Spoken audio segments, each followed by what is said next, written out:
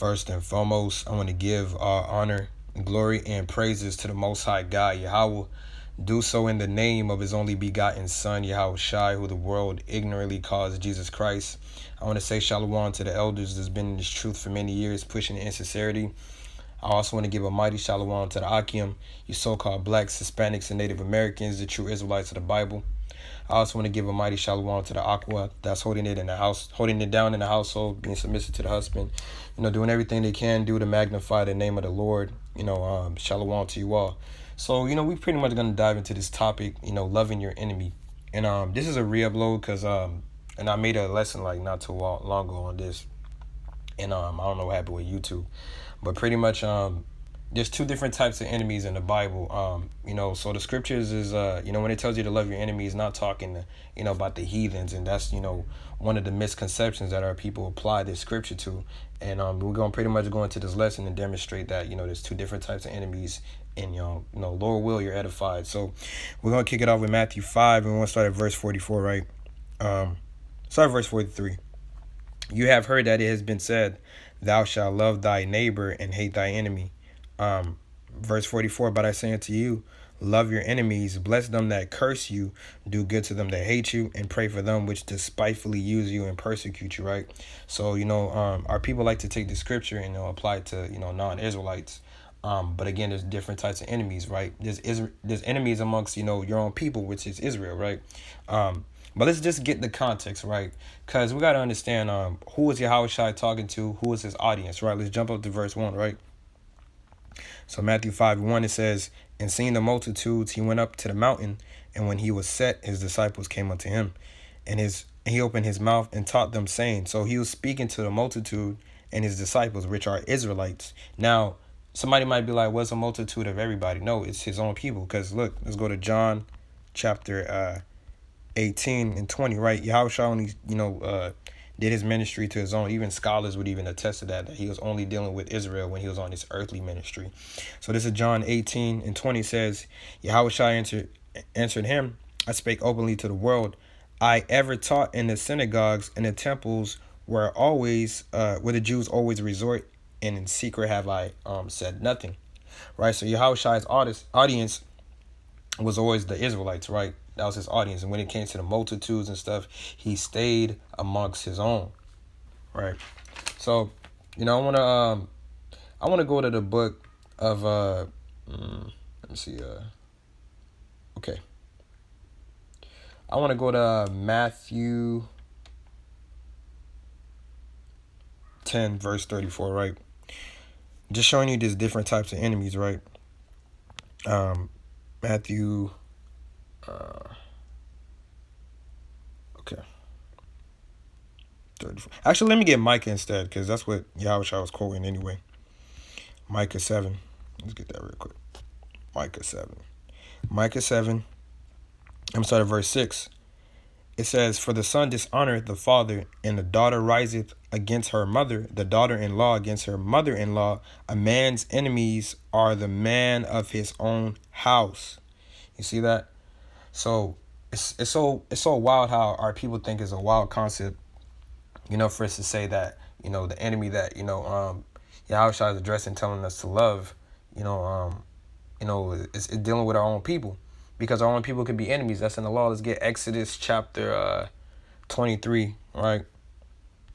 Exodus 23. And it's lucky. 23 and 4. It says, if thou meet thine enemy ox or his ass astray, thou shalt surely bring it back to them, right?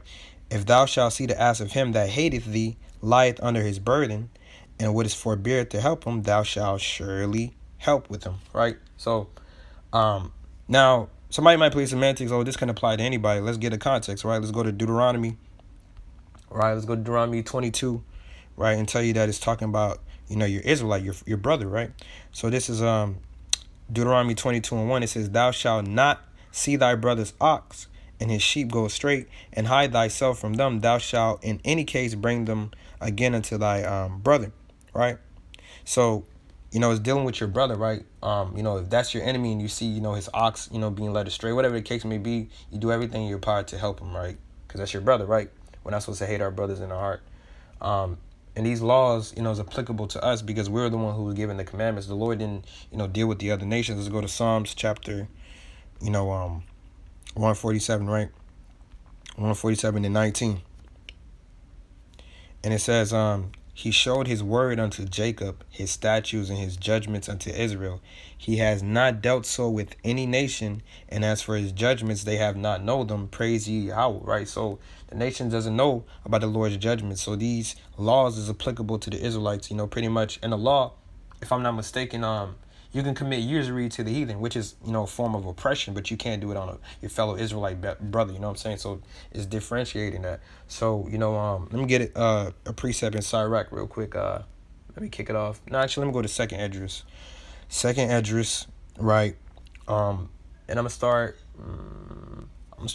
chapter 3, verse 36, to just piggyback off, what we just read in Psalms, right? It says, thou shalt find that Israel by name has kept thy precepts, but not the heathen, right? So, when we're dealing with the scriptures, pretty much when we see certain things, because the scriptures tells us that we're going to be rejoicing in our enemies' downfall. So what's going on? Is there two different types of enemies, or there's a contradiction? There's obviously, there's two different types of enemies, because God wouldn't be telling us, okay, I'm going to use you guys to destroy your enemies, but then you guys should love them. But like destroying them and bringing judgment upon them is like, that's worse than just simply, saying something bad or talking against their lifestyle, whatever the case may be. That's wild. You know what I'm saying? It is what it is. So I do want to get this precept right to just show you that it is rejoiceful to see your enemies downfall, but more so you're not your fellow Israelite brother, but just more so the other nations, because God's going to use us to bring judgment upon them. So let me see something. So this is Ecclesiasticus. There be 9 things which I have judged in my heart to be happy, and the 10th I will utter with my tongue. A man that has joy of his children, right? A man, who has joy in his children, and he that liveth to see the fall of his enemy, right? The fall of his enemy. Because the Lord got 2 lots, right? For these the heathens, and then he got it for his chosen people, right? So like, let me go to Esther chapter 10, and I'm gonna start at verse 10. It says, therefore, actually, let me jump to the verse, start at verse 9. And my nation is this Israel, which cried to God and were saved. For the Lord has saved his people, and the Lord has delivered them from all the evils, and God has wrought signs and great wonders, which has not been done amongst the Gentiles, right? The Gentiles.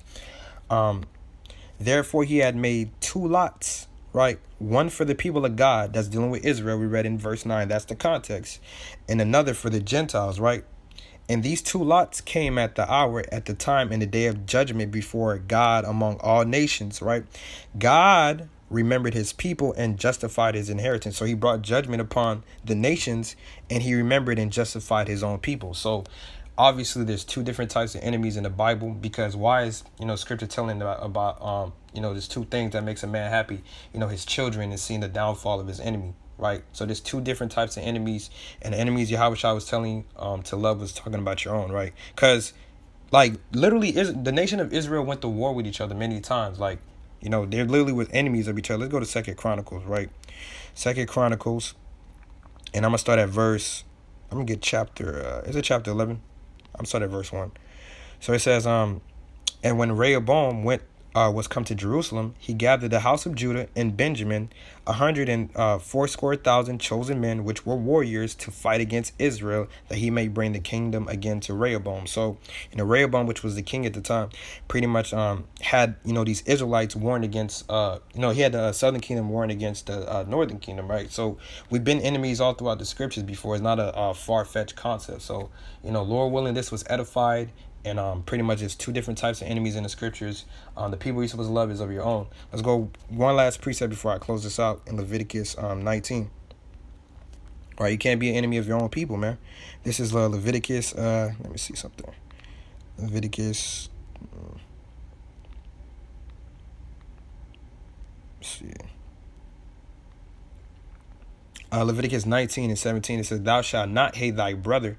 Whenever it mentions your brother, right, it's literally telling you the children of your people, right? That's what it's going into. So that's why when we read in the law, when it says, if your brother's ox go astray, and Exodus 23 was talking about, your enemy, they're interchangeable. It's literally the same scenario, just a different account.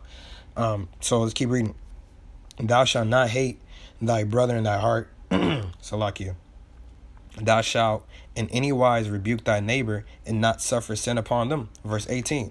Thou shalt not avenge nor bear any grudge against the children of thy people. Thy people, that's your brother.